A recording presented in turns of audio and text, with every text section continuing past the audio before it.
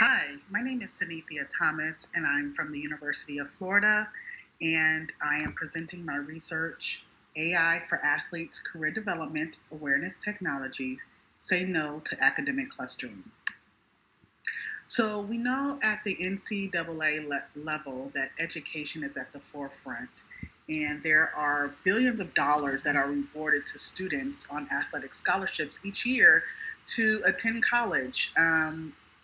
To attend college, to play sports, to gain an education and athletic opportunities in support of student athletes being afforded an opportunity that they wouldn't have otherwise if they did not play sports. But the first and foremost, at the forefront, noted by the NCAA, is education.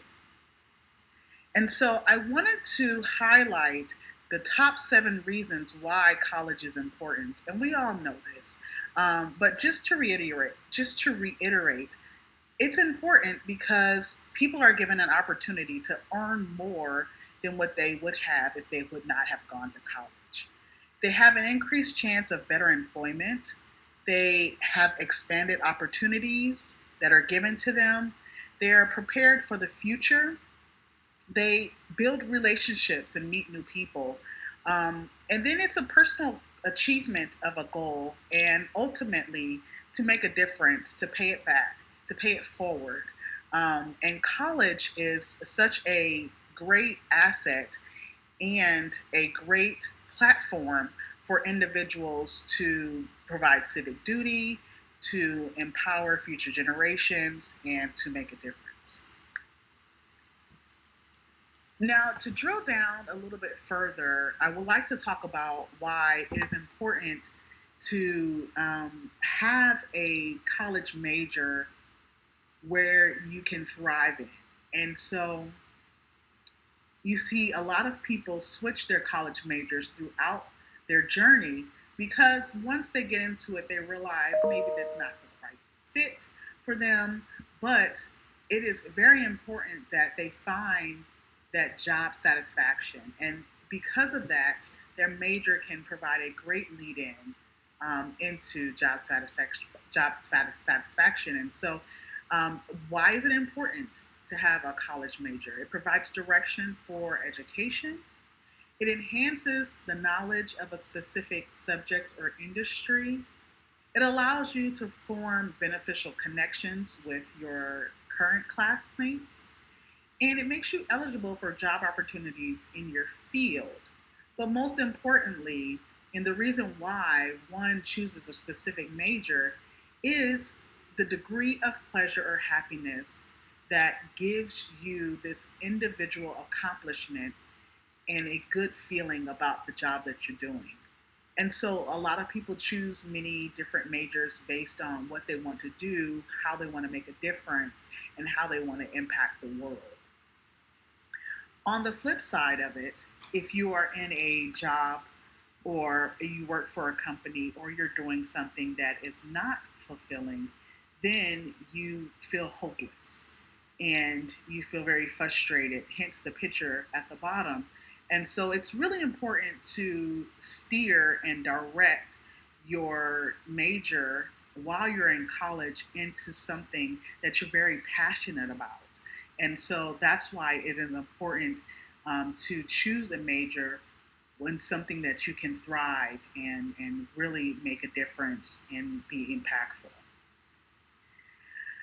I want to introduce academic clustering. And so this concept takes away what I just discussed of job satisfaction because academic clustering is where you just determine a major for a certain individual, not based on passion, not based on skill set, but solely based on that they can achieve and stay eligible.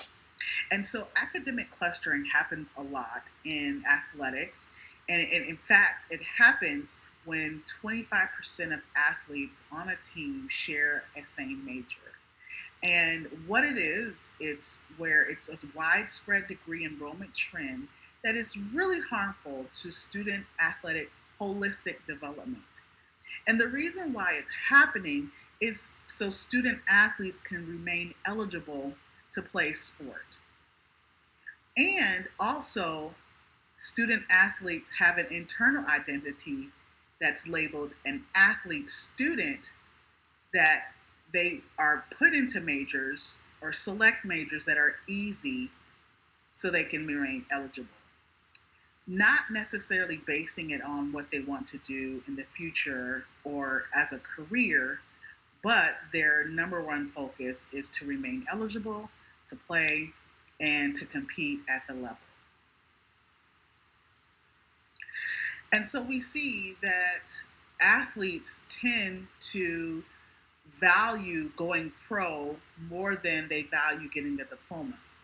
And you see that in academic clustering from both sides of the coin, from the administrative side to keep them eligible, but also from the student side, so they don't see the value of getting a diploma. They have tunnel vision going pro, and that's the only singular goal that they have at the forefront of their mind is going pro. And so we want to say no to academic clustering because it can lead to an identity crisis, mental issues, substance abuse, depression, one to become suicidal. All of these are results of an athlete transitioning out of sport and not having a major, a career, a path going forward in which they identify with. Because they have a one-track mind of going pro. Now, if we can find ways to empower the athlete to have a path in which they're passionate about, then we can avoid many of these issues. And my attempt in doing this is creating an artificial intelligence career exploration tool called I Am Pro. Now, here is a snapshot of I Am Pro. It's an online platform where students will sign in and they are greeted with an avatar. As you see in the number one left hand top corner is an avatar. Now, I'm going to walk you through how I created this system in terms of it being really effective for the user. So I embedded a lot of culturally relevant cues within the platform. As you can see with the avatar, he is an older peer, not too much older than the student athlete. I designed his hair to be what's very popular in the NFL league. I gave him glasses to kind of pose as someone who is intelligent, has that stereotype of glasses, meaning one is smart. I gave him a business shirt, but I also pulled up the sleeves to make it a little bit more casual. And I put a vest on him to kind of dress it up a bit. And then, as you can see in the background, there's a chalkboard. And so that chalkboard signifies that one's in the class. And so you have this cool factor, but you also have this environment that you're in the classroom. Now, if you jump down to number 2, that right below that box there, you can see words. And so here I embedded an interactive personalized chat feature where the student interacts with this older peer. But the first few questions that they encounter are all about sports. They're all about football. And this is designed to get buy-in from the user. So when the user starts talking about their accolades, their records that they've set, their personal achievements, it gets them really excited about talking about sport. And that is the hook that I have embedded in the system to get them talking. Moving up to the right corner, you can see I have a box number 3, and this talks about the national career clusters. And so within that framework, there are 16 careers, and I have placed them on the page here in the platform. And it showcases not only the career that they can click on and see all the pathways to that career, but they also can click on the football to see that there are professional players who are currently in that career who actually play professional football. And so this shows modeling, role modeling, and representation. And it shows that one can go into a field such as agriculture who has once played for the NFL. And so the idea is for the student to understand that they can go pro, but they also need to be thinking about what they're going to do afterwards, and having that representation of that professional football player in front of them really speaks to the fact that they should start thinking about what they can do as well.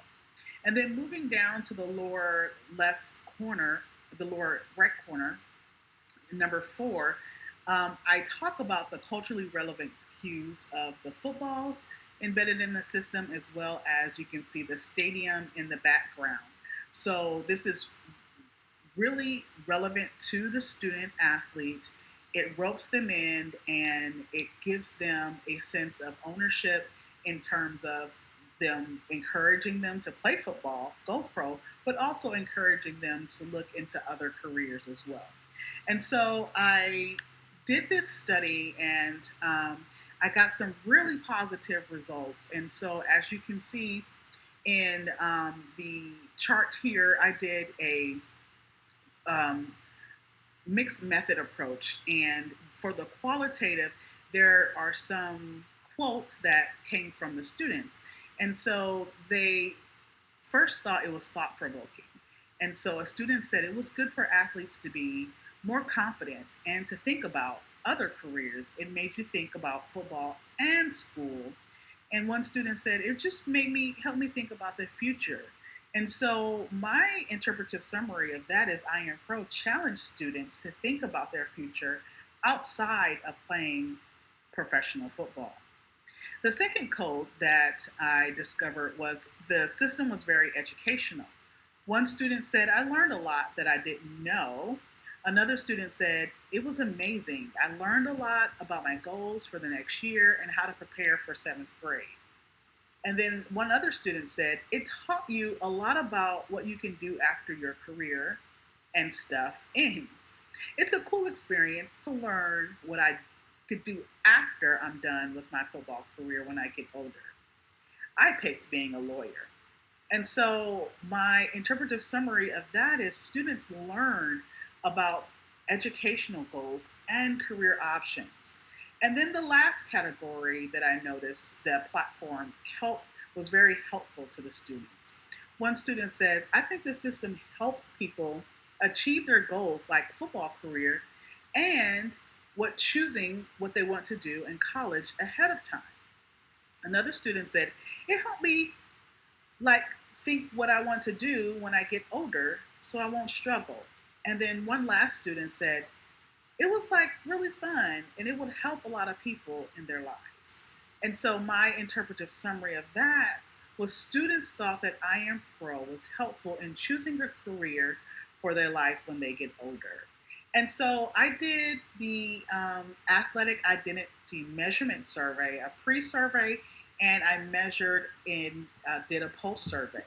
And so the athletic identity measures how great of an identity one evaluates and measures up to being an athlete. And so the higher the score is saying that the athlete, it closely, nearly identifies as solely as an athlete. So ideally, you want that score to be low so the user and the athlete can identify with more roles than just being an athlete. And as you can see in the Ames, in the top graph here, the Ames pre was fairly high, and then the Ames post came down significantly. I also measured their career motivation in terms of the pre and the post, and there was a slightly different in career motivation. It was not statistically significant, but with the results from the qualitative analysis and the results from the Ames survey, I discovered that this platform is very promising, and it really helped and exposed It was thought provoking, education, and helpful for the students. And so, one more piece I would like for you to view is a testimonial by Myron Rolle. And really, it's a really good testimonial, and it is a very good complement to this presentation. Mr. Rolle, and thank you for being here. And don't be nervous. Okay. I mean it. There's a wonderful opportunity to say what's in your heart and on your mind. Yes, sir. First, I want to thank you and the committee for inviting me here today to share some of my experience and knowledge on this very important subject, very complicated subject as well. I've had many conversations with fellow student athletes on this issue about the current role of student athletes today in this giant scheme of collegiate athletics. And we often walk away from those conversations with more questions than answers. So I'm hoping today is a first step towards answering some of those questions and providing some context and some clarity to this discussion so that we can see our student athletes receive maximum edification in all aspects of their person, be it a student, an athlete, a leader, and a man and a woman. That's very important to me. I wanted to start my remarks by beginning at the genesis of my story. My parents are from the islands of the Bahamas. My brothers are as well. I was born here in the States, and I was raised in New Jersey. I went to high school in Princeton, New Jersey, and after my school days in Princeton, I would go over to the university, and I saw this big poster, a statue, and trophies of this guy who became my hero. His name was Bill Bradley. He was just a rock star, in my opinion, epitome of what a student athlete ought to be. College basketball All-American, best player in college at a school like Princeton, NBA Hall of Famer, U.S. Senator, and a Rhodes Scholar. That's the first time I heard those two words, Rhodes Scholar, used in the same sentence. And once I finished high school in Princeton, I had 83 scholarship offers to go anywhere I wanted to play football. And I was rated the #1 high school prospect in the country by ESPN. I decided to go to Florida State. And when I got to Tallahassee on campus, first thing I did was go to the Office of National Fellowships and tell them that I wanted to be a Rhodes Scholar like my hero, Bill Bradley. If he did it, I want to try to do it as well. And so 3 years later, I was fortunate to earn that scholarship. And then I went to see my teachers and academic advisors at FSU and tell them that I want you guys to help increase my intellectual capital so one day I can be an outstanding pediatric neurosurgeon like another one of my influences, Dr. Ben Carson. Now I'm a second-year medical student, hopefully able to do that in the future. And lastly, I went to my strength coaches and my athletic trainers and my football coaches, Bobby Bowden included, and told them that I want them to equip my body and get me ready for a career as a national football player. And fortunately, I was able to be drafted by the Titans and play for the Steelers as well. Now, it may sound like my story is pristine and ideal and maybe used as the poster child for what you want a collegiate student athlete to have experience. But I will say that my story is quite rare and unique, and some people even call it an anomaly because outside of Senator Cory Booker, the last major Division I football player to earn a Rhodes Scholarship was a guy named Pat Hayden, and that was in the 1970s, and played at USC and played for the Los Angeles Rams as well as a quarterback. There are very few student athletes who I've come in contact with that have had the same infrastructure as I've had, the family support, had the foresight, not come from a broken school system in high school, not come from a broken family, who are able to engage in their college experience and maximize their time. Many more of my teammates and friends and fellow student athletes struggled in the college environment. They struggled mightily, struggled economically, because now with the scholarship stipend that they received, they became, believe it or not, the main breadwinners for their families and would have to send some of their scholarship money home to take care of their immediate and extended family. They also struggled academically as well. A lot of them would go through this academic machinery in their colleges and be spit out at the end of that machine, left torn, worn, and asking questions, and with really no direction, no guidance on where they should go, no purpose, no idea of their trajectory, and sometimes left with a degree in hand that didn't behoove any of their future interests. So I hope today we can shed light on this aspect, as you said, Chairman Rockefeller, that we are really pouring energy and life and money and exposure and highlighting on TV the life of the athlete. But I believe we're still falling a bit short of edifying and improving, augmenting the aspect of the students, the person, the man, the woman, and even the philanthropist and the leader. And I believe if we can do that, we can not only see our student athletes at these major schools go on to be productive athletes in the professional ranks, but more importantly, be productive leaders and citizens that go on to be leaders of industry, leaders of men, leaders of women, and just really have an indelible impact as they go on to their future. So thank you for having me here, and I'm looking forward to joining this discussion. Thank you.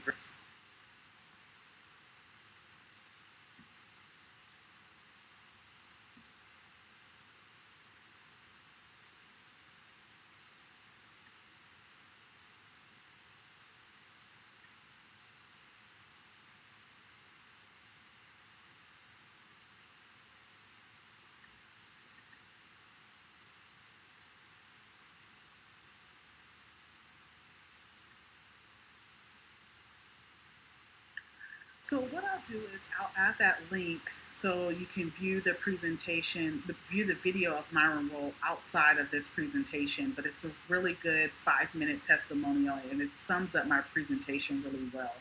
If you would like to know more about AI and this system IM Pro, please contact me at sanithiat@ufl.edu. Thank you for viewing our presentation.